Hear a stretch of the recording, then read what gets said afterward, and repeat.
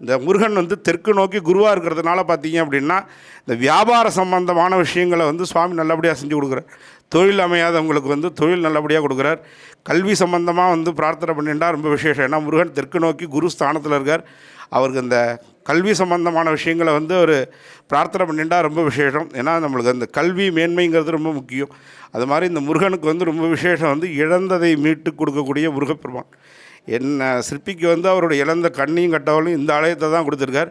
அந்த முருகப்பெருமான் நம்ம பூஜை பண்ணோம் அப்படின்னா இழந்த செல்வங்கள் அத்தனையும் வந்து நம்மளுக்கு கிடைக்கும். அது மாதிரி நோயற்ற வாழ்வு குறையற்ற செல்வம்னு சொல்லுவாங்க. அது மாதிரி முருகப்பெருமானை பூஜை பண்ணிங்கன்னா நோய் நொடி இல்லாமல் இருக்கக்கூடிய அனுகிரகத்தை செய்யக்கூடிய ஒரு முருகப்பெருமான். இந்த ஆலயம் வந்து திருவாரூர் மாவட்டம், திருவாரூர் மாநகரத்திலேருந்து 12 கிலோமீட்டர் அருகாமையிலும், கும்பகோணத்திலிருந்து 25 கிலோமீட்டர் அருகாமையிலும் இந்த ஆலயம் அமைஞ்சிருக்கு. திருவாரூர் மாவட்டத்தில் அமைந்தப்பெற்ற இந்த ஆலயம்.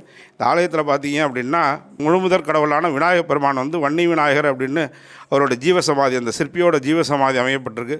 அதைத் தொடர்ந்து பார்த்திங்கன்னா பிரதான விநாயகர், பாலசுப்பிரமணியர், சப்தமாதா, தட்சிணாமூர்த்தி, நர்தன விநாயகர், அர்த்தநாரீஸ்வரர், சாஸ்தா, பஞ்சலிங்கம், மகாலட்சுமி, கஜலட்சுமி, ஜேஷ்டாதேவி, பாலசுப்பிரமணியர், பிரம்மா, துர்க்கை, சண்டிகேஸ்வரர், காசி விஸ்வநாதர், விசாலாட்சி, பைரவர், நவக்கிரகங்கள், சூரியன், சந்திரன் முதலான தெய்வங்கள் வந்து இந்த ஆலயத்தில் இருக்குது.